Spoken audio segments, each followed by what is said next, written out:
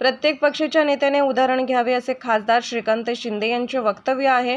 मलाही अभिमान वाटला की अशा नेत्याच्या मार्गदर्शनाखाली मी आमदार आहे की त्या नेत्याच्या मुलाला मंत्रिपद घ्या म्हणून सर्व खासदार आग्रह करत असताना देखील सांगितले की राजा का बेटा राजा नहीं होता, कार्यकर्ता के रूप में हम लोगों में जाके काम करेंगे असं त्यांचं वक्तव्य होतं।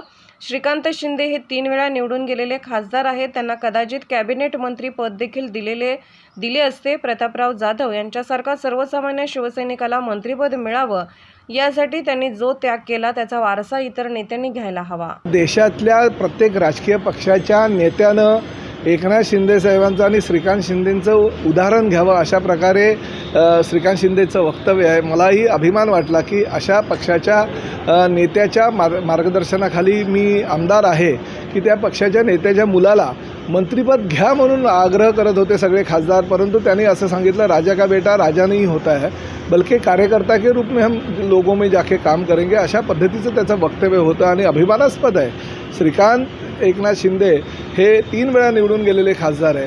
त्यांना कुणी म्हणजे सिनियरिटीनुसार त्यांना मुख्यमंत्र्यांचा मुलगा म्हटल्यानंतर सगळ्यांनी आग्रह केला होता की मंत्रिपदी द्या आणि त्याला कदाचित कॅबिनेट मंत्रीसुद्धा बनवलं असतं केंद्राच्या नेतृत्वानं, परंतु आमच्या प्रतापराव जाधवांसारख्या एका सर्वसामान्य शिवसैनिकाला मंत्रिपद मिळावं यासाठी त्यांनी जो त्याग केला तो खरोखर बाकीच्या नेत्यांनी तो थोडासा वारसा त्याचा घ्यायला हवा, तो आरसा स्वतःच्या समोर ठेवायला हवा।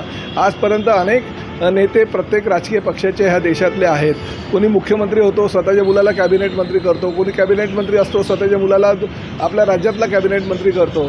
अशा प्रकारचं भूमिका ह्या देशातल्या अनेक राजकीय पक्षाच्या नेत्यांनी घेतलेली आहे, परंतु एकनाथ शिंदे साहेबांनी आणि श्रीकांत शिंदेंनी जी भूमिका घेतलेली आहे त्या भूमिकेचं खरोखर सगळ्या राजकीय पक्षांनी ह्या गोष्टीची थोडीशी माहिती घेऊन ह्या बाबतीत भविष्यामध्ये आपल्याला कसं अशा पद्धतीचं मार्गक्रमण करता येईल त्याचा विचार केला पाहिजे आणि हा एक सर्वसामान्य कार्यकर्त्याला दिलेला मेसेज आहे।